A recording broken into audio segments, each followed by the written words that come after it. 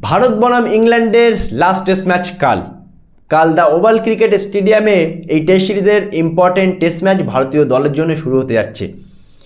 বন্ধুরা, ইংল্যান্ডের ground staff থেকে শুরু করে মিডিয়া, ইংল্যান্ডের টিম সবাই কিন্তু ভারতীয় দলকে প্রেসারে রাখার জন্য অনেক চেষ্টা করছে।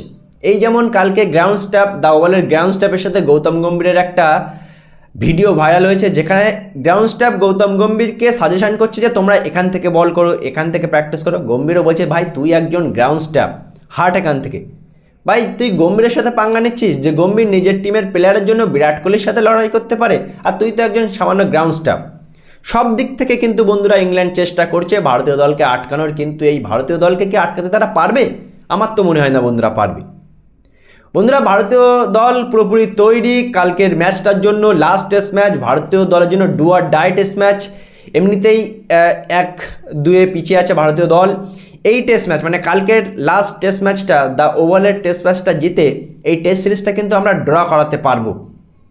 ইতিমধ্যেই আমরা জানি যে প্লেইং 11 নিয়ে অনেকেই প্রশ্ন উঠেছিল, প্লেইং 11 পরিবর্তন হবে, এটা কনফার্ম। সেটা হলো বন্ধুরা, ঋষভ পান্ত খেলবে না। আমরা জানি ঋষভ পান্ত চোট পেয়েছিল, ঋষভ পান্তের জায়গায় Dhruv Jurel as a wicket keeper batsman হিসেবে খেলবে। ওদিকে বোলিংয়ের দিক থেকে দেখতে গেলে বুমরা খেলবে না। বুমরা খেলুক বা না খেলুক আমাদের কোনো যায় আসে না, তার কারণ বুমরা না খেললেই ভারতীয় দল জেতে, সুতরাং ওই মাথা ব্যথাটা আমাদের নেই।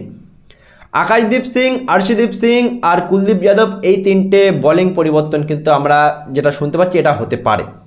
দেখো, আর্শদীপ সিং 4 নম্বর টেস্ট ম্যাচেই খেলতো আনশুল খাম্বুজের জায়গায়, কিন্তু প্র্যাকটিস করতে গিয়ে সে চোট পেয়ে গিয়েছিল বলে খেলতে পারেনি। সুতরাং কালকের টেস্ট ম্যাচে তার ডেবিউ হচ্ছে, এটা কনফার্ম বন্ধুরা।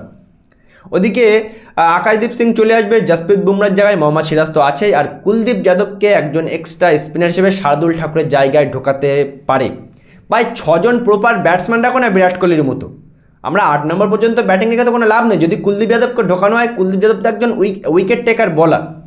আমরা দেখেছি বন্ধুরা, লর্ড টেস্ট ম্যাচ আর ম্যানচেস্টার টেস্ট ম্যাচ মানে তৃতীয় এবং চতুর্থ টেস্ট ম্যাচে রবীন্দ্র জাডেজা, ওয়াশিংটন সুন্দররা কেমন উইকেট পেয়েছিল, ফাস্ট বোলারের থেকেও কিন্তু বেশি উইকেট পেয়েছিল। সুতরাং কুলদীপ যদি থাকে ভালোই কিন্তু হবে। দেখো, এই টেস্ট ম্যাচটা আমাদের জন্য তো অগ্নি পরীক্ষা। 4 নম্বর টেস্ট ম্যাচটা অগ্নি পরীক্ষা ছিল, কিন্তু ওই পরীক্ষাটা আমরা পাস করে এসেছি, ড্র করেছি। কিন্তু কালকের টেস্ট ম্যাচটা ড্র করালে হবে না ভাই, জেতার জন্য খেলতে হবে। তার কারণ 2-1 কিন্তু অলরেডি আমরা পিছিয়ে আছি। ইংল্যান্ড চেষ্টা করছে, ইংল্যান্ড যা পারে করুক, আমাদের দেখার দরকার নেই ভাই। আমাদের কিন্তু প্রপার ক্রিকেটটা খেলতে হবে।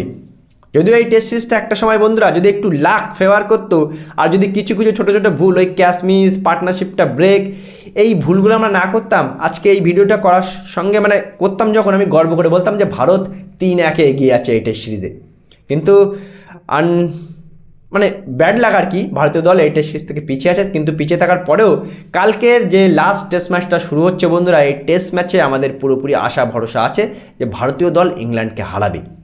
বন্ধুরা, পঞ্চম টেস্ট ম্যাচে ঋষভ পান্তের জায়গায় ধ্রুব জুরেল খেলবে, আর 3টে বোলিং পরিবর্তন হতে পারে। আর এই পরিবর্তন নিয়ে তোমাদের আশা কি আছে ইংল্যান্ডকে আমরা লাস্ট টেস্ট ম্যাচে আটকাতে পারবো? মতামত অবশ্যই জানাবে কমেন্ট সেকশনে। ভিডিওটি ভালো লাগলে শেয়ার করবে এবং চ্যানেলটি সাবস্ক্রাইব করে দেবে।